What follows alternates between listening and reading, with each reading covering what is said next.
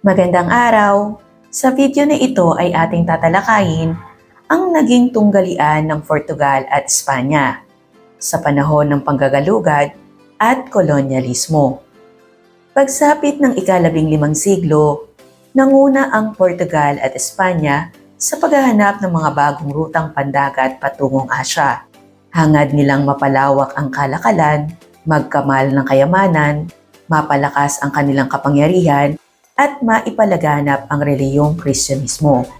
Dahil sa makatulad nilang layunin, nagsimula ang tunggalian ng dalawang kaharian sa paggalugad at pag-angkin ng mga bagong lupain. Sa gitna ng kompetisyong ito, umusbong ang mga mahuhusay na manlalayag na nagbukas ng mga bagong rutang pandagat at nagbago sa takbo ng kasaysayan. Kilalanin natin ang kanilang mga paglalakbay at ambag sa panahon ng eksplorasyon. Sa pagsisimula ng panahon ng eksplorasyon, ang Portugal ang kauna-unahang bansang Europeo na nagkaroon ng malaking interes sa paggalugad ng karagatang Atlantic. Pangunahing layunin nito ang makahanap ng bagong rutang pandagat patungong Asya upang direktang makuha ang mahalagang pampalasa o spices, gayon din ang ginto at iba pang mahalagang kalakal. Dahil dito, nagsagawa ang mga Portuges ng sunod-sunod na ekspedisyon at unti-unting nakapaglayag hanggang sa kanlurang baybayin ng Afrika. Ang kanilang mga paglalakbay ang naging unang hakbang sa paghahanap ng mas mabilis at mas ligtas na rutang pandagat patungo sa silangan. Tunghayan natin ang mga tao at mga pangyayaring naging bahagi ng kompetisyon sa pagitan ng Portugal at Espanya. Prince Henry the Navigator. Si Prince Henry the Navigator ay anak ni Haring Juan ng bansang Portugal. Itinatag niya ang kauna-unahang paaralan para sa mga manlalayag sa Sagres, kung saan pinag-aralan ang paggawa ng mapa, astronomiya, paggamit ng kompas at astrolabe, at pagpapahusay ng barkong karabel. Dahil dito, naging inspirasyon at utak sa likod ng mga paglalayag ng Portugal sa baybayin ng Afrika si Prince Henry the Navigator. Bagamat hindi siya aktwal na manlalayag, siya ay kinilalang ama ng eksplorasyong Portuges. Ang kanyang mga programa at pagpopondo ang naglatag ng pundasyon ng mga matagumpay na paglalayag nila Bartolomeo Diaz at Vasco da Gama.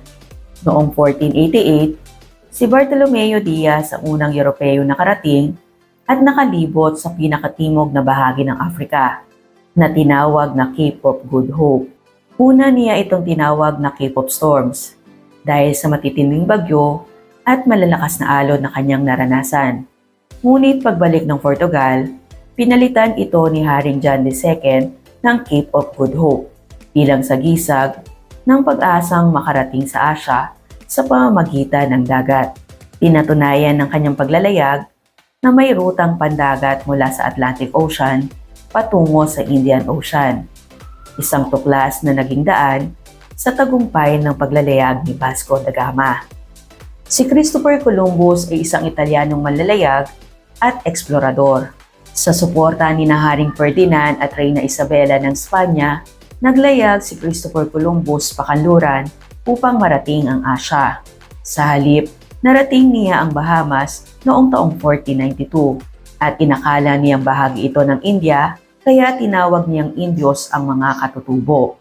At ito rin ang nagbukas ng pinto para sa tinawag nilang New World.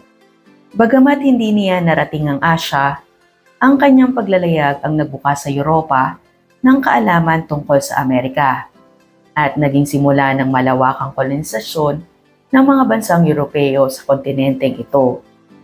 Ilan pa sa mga narating ni Columbus ay ang Cuba at ang isla ng Hispaniola, na sa kasalukuyan ay nahati sa mga bansang Haiti at Dominican Republic. Bagamat hindi niya narating ang Asya gaya ng kanyang inaasahan, naging matagumpay ang kanyang paglalakbay dahil nagbukas ito ng daan para sa patuloy na eksplorasyon at pananakop ng mga Europeo sa kontinente ng Amerika. Bilang pagkilala sa kanyang naging tagumpay, iginawad kay Christopher Columbus ang mahalagang titulo gaya ng Admiral of the Ocean Sea, Viceroy, at Gobernador ng mga lupain at islang kanyang natuklasan. Ang mga titulong ito ay sumasalamin sa malaking tiwala at pagpapahalaga ang ibinigay sa kanya ng monarkiya ng Espanya dahil sa kanyang ambag sa pagpapalawak ng impluwensya ng kanilang kaharian. Dahil sa lumalalang paligsahan o tunggalian sa pagitan ng Portugal at Espanya, humingi ng tulong ang mga bansang ito sa Papa ng Rome upang mamagitan. Noong taong 1493, naglabas si Pope Alexander VI ng isang papal bull. Dito itinakda ang line of demarcation. Ito ay isang imahinaryong guhit sa karagatang Atlantiko na naghahati sa mga lupain na maaaring angkinin ng Espanya at Portugal. Ngunit hindi nasiyahan ng Portugal sa lokasyon ng guhit dahil magiging limitado ang mga lugar na maaari nitong mapuntahan. Kaya naman, muling nakipag-usap ang Portugal sa Espanya. Noong taong 1494, nilagdaan ng dalawang bansa ang Treaty of Tordesillas.